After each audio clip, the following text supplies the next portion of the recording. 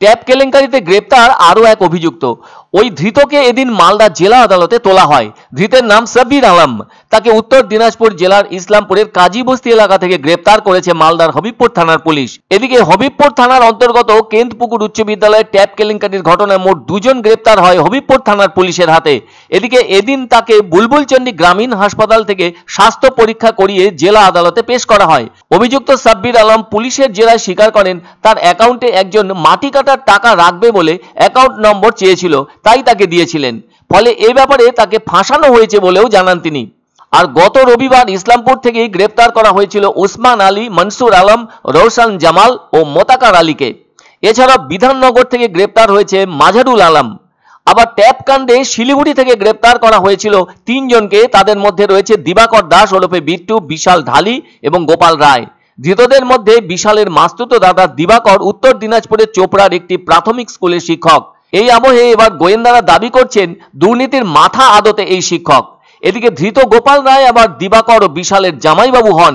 Report অনুযায়ী রবিবার দুপুরে চোপড়া থেকে শিলিগুড়িতে বিশালের বাড়িতে গিয়েছিলেন দিবাকর, আর ওখানেও এসেছিলেন গোপালও।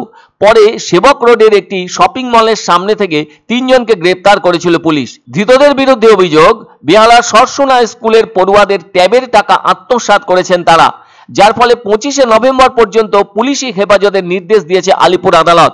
পুলিশ জানিয়েছে ধৃত দিবাকরের বয়স 28 বছর। তার বাড়ি চোপড়ার ঘিরনি গাঁওয়ের দলুয়াহাটে। গত ফেব্রুয়ারিতে চোপড়ার মির্চা গোলগছ প্রাথমিক স্কুলে যোগ দিয়েছিলেন তিনি। তার মা পঞ্চায়েতের প্রাক্তন তৃণমূল প্রধান ছিলেন। এদিকে তদন্তকারীরা দাবি করছেন বাংলা শিক্ষা পোর্টালের প্রযুক্তিগত ফাঁককে কাজে লাগিয়েই ওই টাকা হাতিয়েছেন দিবাকর। আবার পুলিশি জেরার মুখে দিবাকর দেখিয়ে দিয়েছেন কিভাবে তিনি ওই কাজ করেছেন। জানা গেছে প্রথমেই পোর্টালের ডিফল্ট পাসওয়ার্ড দেওয়া হয়, সেটা বদলে নেওয়ার নির্দেশ থাকলেও অনেক স্কুলই তা করেনি। সেই সুযোগকে কাজে লাগিয়ে হ্যাক করে পড়ুয়াদের নামের পাশের অ্যাকাউন্ট নম্বর বদলে দিয়ে টাকা হাতিয়ে নিয়েছেন তিনি। ট্যাব কাণ্ডে এর আগে মালদা এবং কোচবিহারের 2 শিক্ষকও ধরা পড়েছিলেন। তাদের সঙ্গে দিবাকরের যোগ ছিল কিনা সেটা খতিয়ে দেখা হচ্ছে। এদিকে অবশ্য আরো একজনকে ট্যাব কেলেঙ্কারিতে গ্রেপ্তার করা হয়েছে, যার নাম সাব্বির আলম। উত্তর দিনাজপুরের ইসলামপুরের কাজীবস্তি এলাকায় থাকা তার বাড়ি থেকেই তাকে গ্রেপ্তার করা হয়েছে। সাব্বিরের দাবি তাকে ফাঁসানো হয়েছে। তবে গত রবিবার মাঝারুল আলমকে বিধাননগর থেকে গ্রেপ্তার করেছে ঝাড়গ্রাম সাইবার ক্রাইম থানার পুলিশ।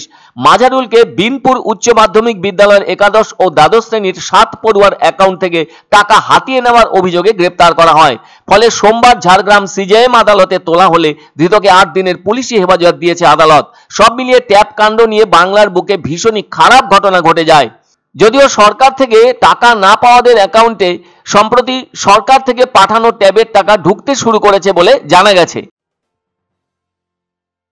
পছন্দসই সেরা খাবার খেতে হলে সোজা চলে আসুন রুচিসম্মত আধুনিক মানের রেস্টুরেন্ট রাজদরবারে। কেননা এখানেই আপনারা পাবেন ভোজনের রাজকীয় অনুভূতি। শুধু পুজোর সময়ই নয়, সারা বছরই রকমারি খাবার সরবরাহ করাই এই রেস্টুরেন্টের আভিজাত্য। আমাদের ঠিকানা রাজদরবার, রাহুতবাড়ি, বাবুপাড়া, জলপাইগুড়ি। ধামাকা ধামাকা ধামাকা, সানরাইজ মার্বেলের নতুন শোরুম শীঘ্রই আসতে চলেছে জলপাইগুড়ি গৌরীয় মঠের পাশে নতুন করলা সেতুর কাছে।